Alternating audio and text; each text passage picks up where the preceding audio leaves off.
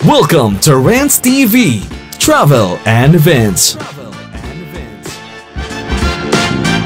Hi guys, nandito lang po tayo ngayon sa Intramuros in Manila. Please samahan niyo po ako mamasyal dito sa Baluarte de San Diego. At ito po yung update natin today, March 27, 2025. At ito po yung entrance fee for regular 75 pesos, for student, senior citizen and PWDs ay 50 pesos only. Ang Baluarte de San Diego ay matatagpuan po dito sa Santa Lucia Street, corner Muralia. At katapat lang po mismo ng pamantasan ng lungsod ng Maynila.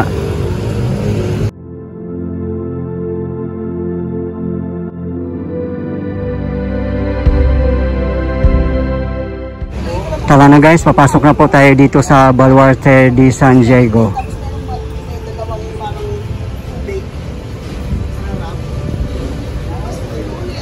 Time check, 4:30 PM local time.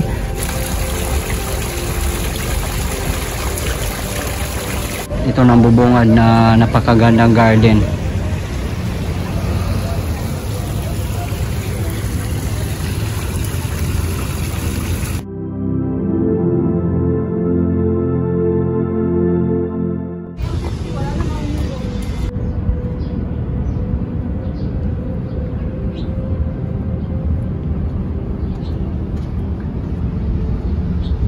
Tara guys, akyat na tayo dito sa tore na napakaganda.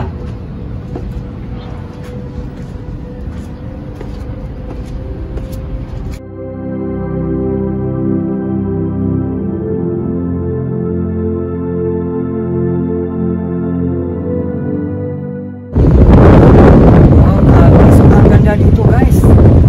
Look at that. Grabe, ang lalim pala niya. Nakakalula kung nandito kayo sa taas.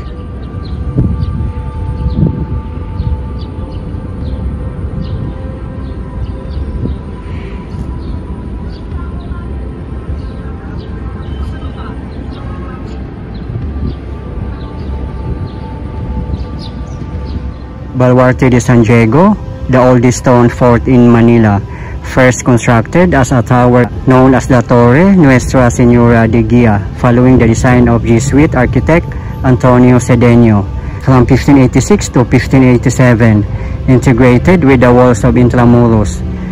1593, reinforced by spade-shaped bulwark and known as the Baluarte de Santiago. 1663, breached by the British Army during the 7 Years' War. 1762, destroyed by earthquake. 1863, ruins of the tower that remained filled in with earth during the occupation of the United States.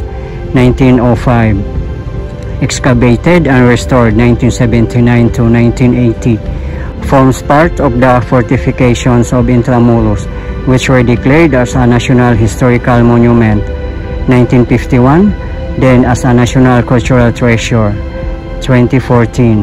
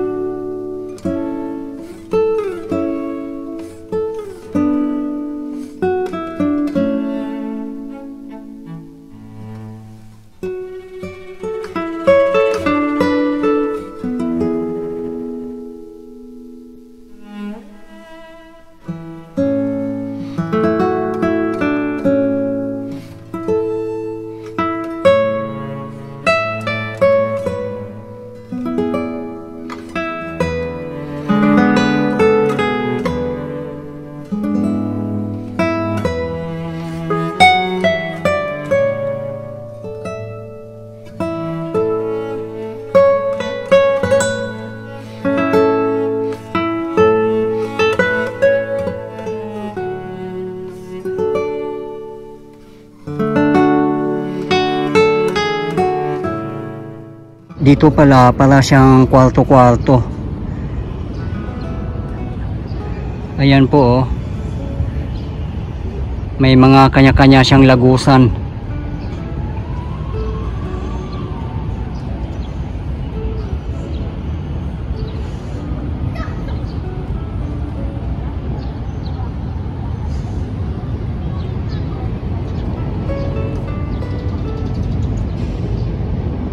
Dati pala pinapasokan to ng mga visitors. Ngayon po sarado na siya.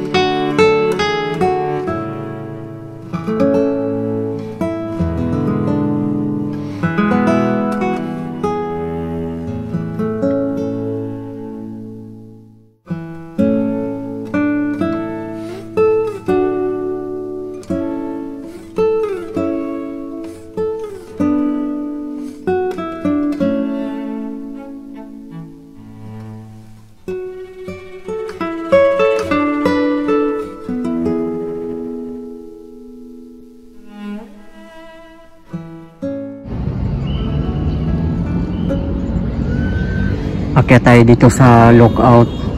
Akyat daw tayo dito. Tingnan natin.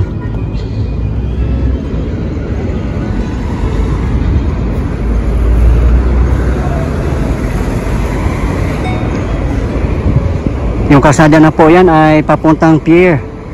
Pakanan po. Yan, ito po yung napakaganda at napakalawak na golf course.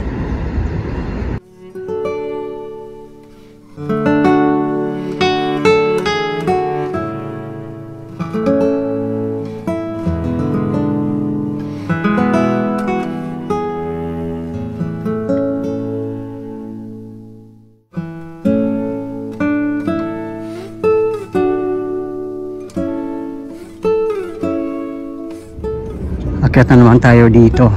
Tingnan natin kung anong makikita natin.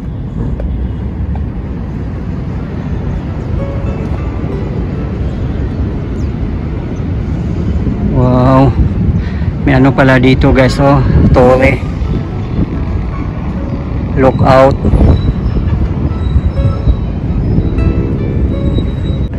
Ayan naman ang part ng golf course. Grabe, napakaganda ng golf course dito.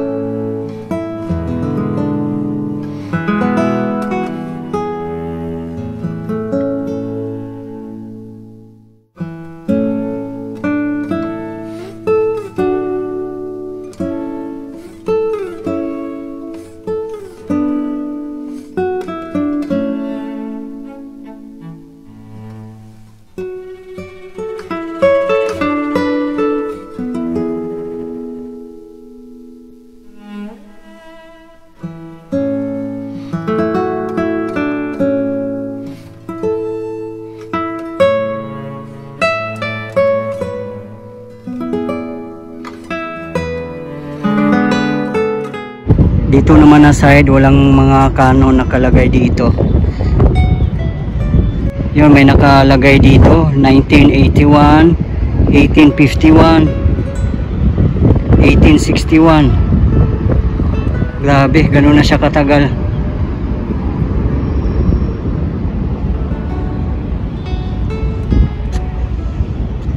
Punta naman tayo sa kabilang side. Titingnan natin kung anong makikita natin doon.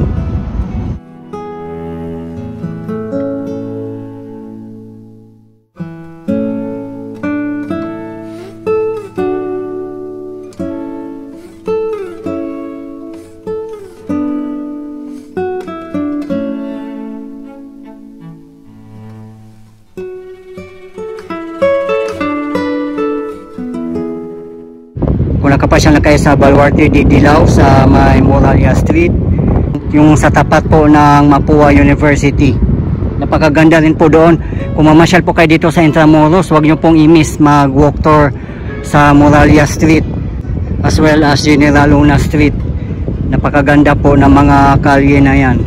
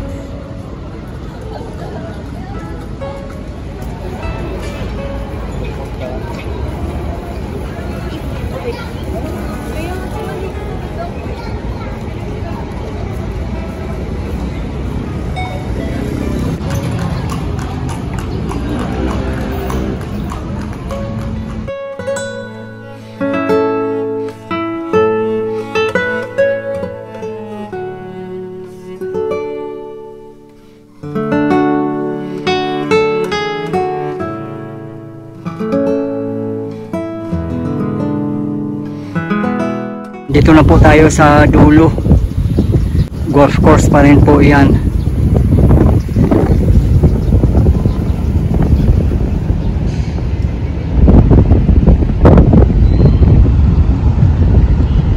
Ayan po ang Manila Hotel.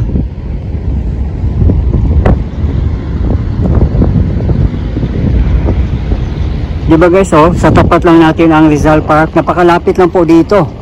Walking distance lang po, or kung galing kayo ng Rizal Park, walking distance lang po, hindi na po kailangan sumakay pa.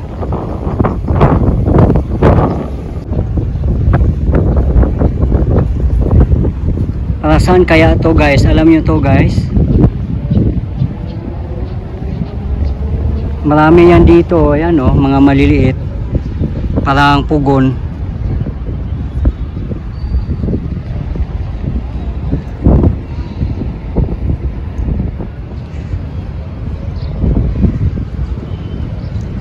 Punta naman tayo sa kabilang side.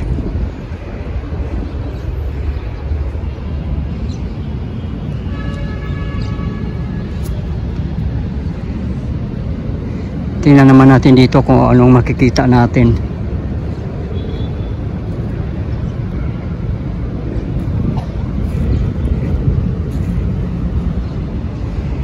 May tore din dito.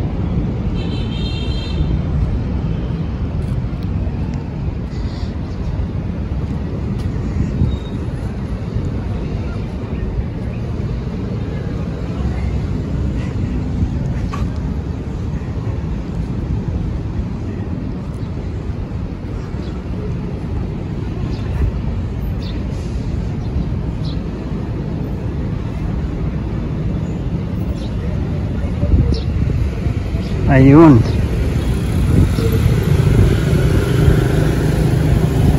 Ayan po ang kahabaan ng Santa Lucia Street.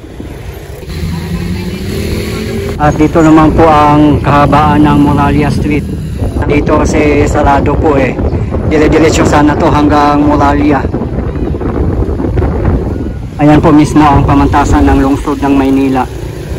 Ang harapan po niyan ay General Luna Street na po, na ginawa nga po nilang pedestrian lane.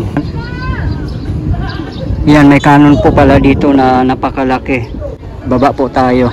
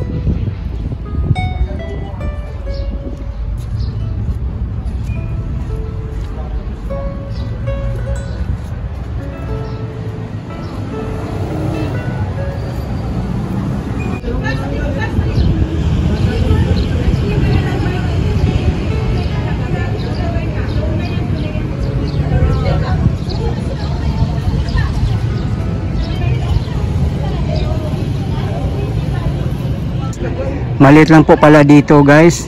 So kung mag-iikot dito, medyo mahaba na yata yung 1 hour. Matatapos na kayo.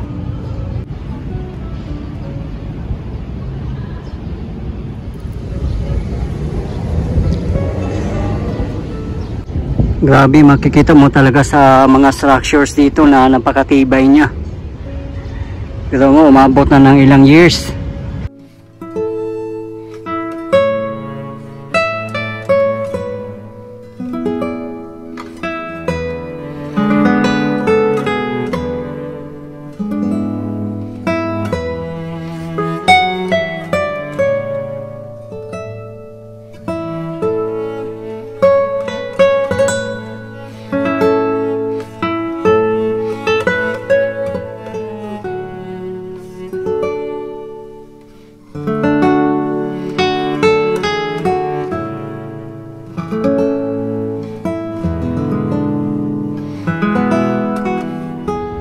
Punta naman po tayo dito sa side na to kung ano makikita natin dito.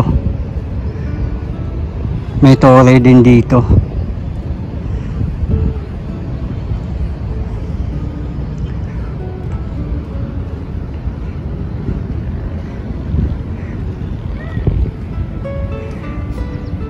Ayan oh, parang pugon. Madaming ganito dito. Maliliit.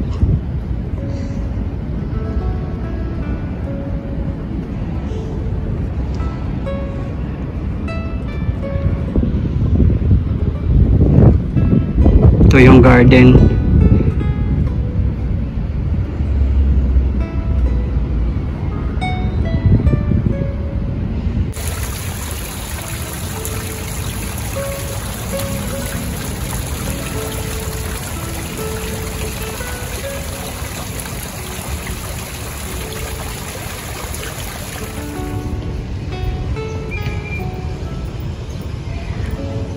Ikot muna tayo dito sa garden nila.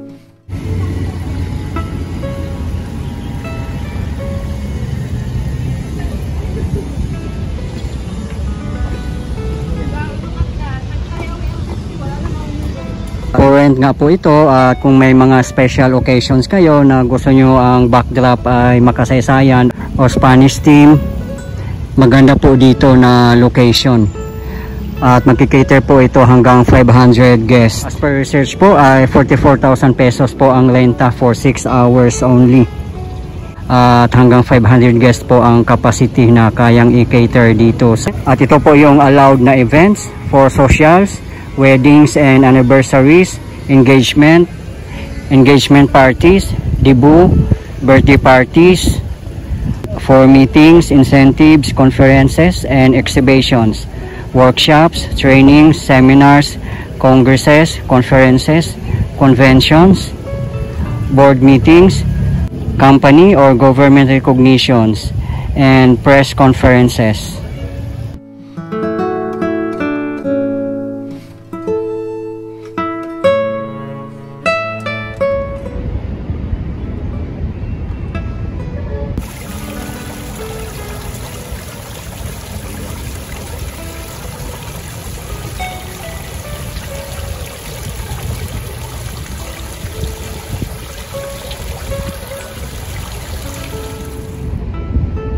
Napakaganda din ng bougainvillea dito. Maraming ading nagsasuggest sa atin, lalo na doon sa Pasig River Esplanade, na magtanim daw po ng maraming bougainvillea. Sa ngayon po, wala pa naman po ako nakita doon na may nakatanim na bougainvillea.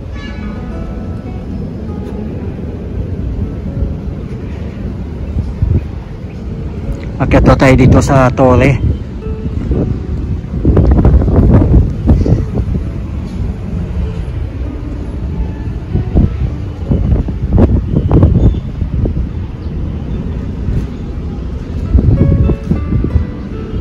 po yung loob niya.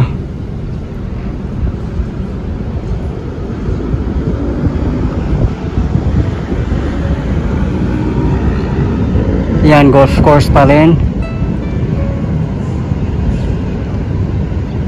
Ayan po, may vlog po tayo nung previously. Yan po ang Reducto de San Pedro. Napakaganda din dyan. Ginawa na pala nila yung event center. Kung meron kayong mga special occasions na gusto nyo i-held dyan, at yung team naman ay Spanish team, napakaganda po dyan. Perfect po dito sa Intramuros. Madami pong may offer ang Intramuros. Mag-check na lang po kayo sa Intramuros admin at sa kanilang website.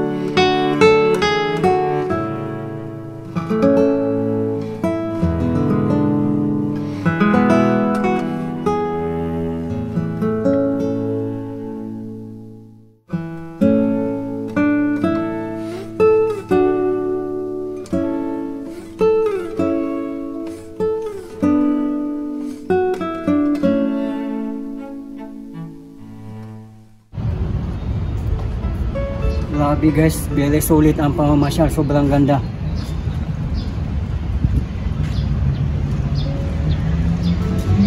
Ito po yung kahabaan ng Moralia Street.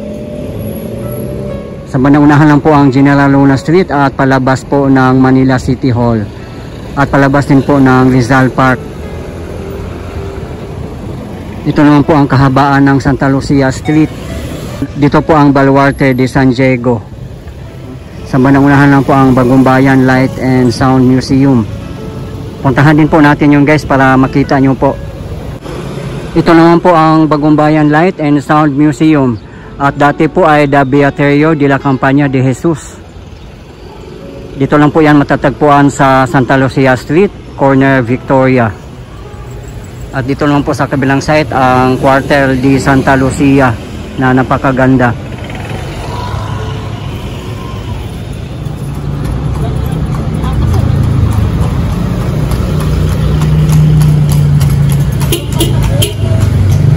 Ayan guys, kung gusto nyo sumakay ng Calesa, ang rate po ay 1,000 para sa regular passengers at 800 pesos naman po para sa mga PWDs, senior citizen at students.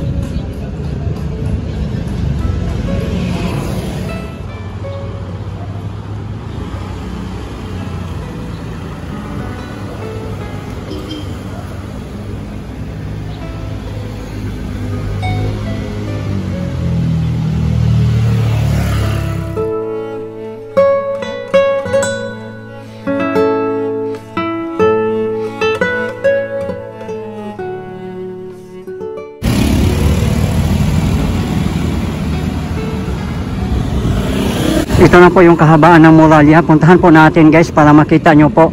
At ito na nga po yung pamantasan ng lungsod ng Maynila.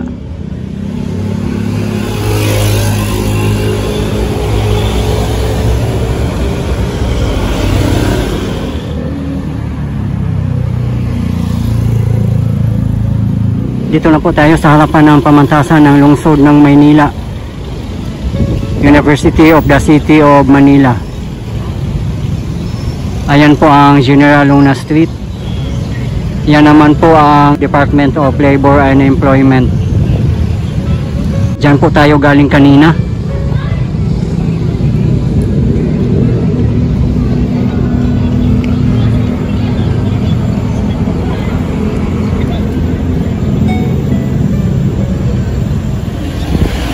Yan po ang gate palabas papuntang Rizal Park.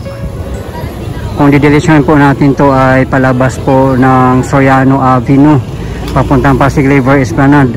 At dito sa kahabaan ng Moralia Street, maraming ang schools dyan katulad ng Mapua University, Lyceum of the Philippines, Letran at iba pang mga schools.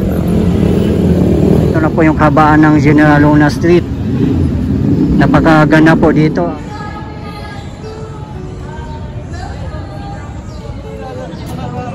Sa paglalaro siya, madaming nararamdaman ba?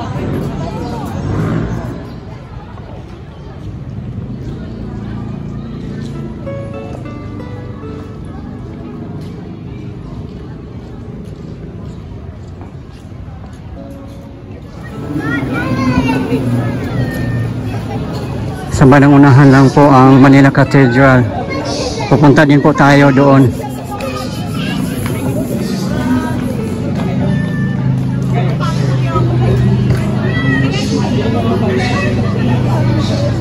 Ay nagbabalay sa kanyang bahay, malayo sa pangalim ng kanyang anak. Ngunit kung salakayin siya at talunin ang isang taong higit kumalabas, sasamsamin ito ang mga sandakang kanyang inaasahan na ipapamahali ang kanyang inago.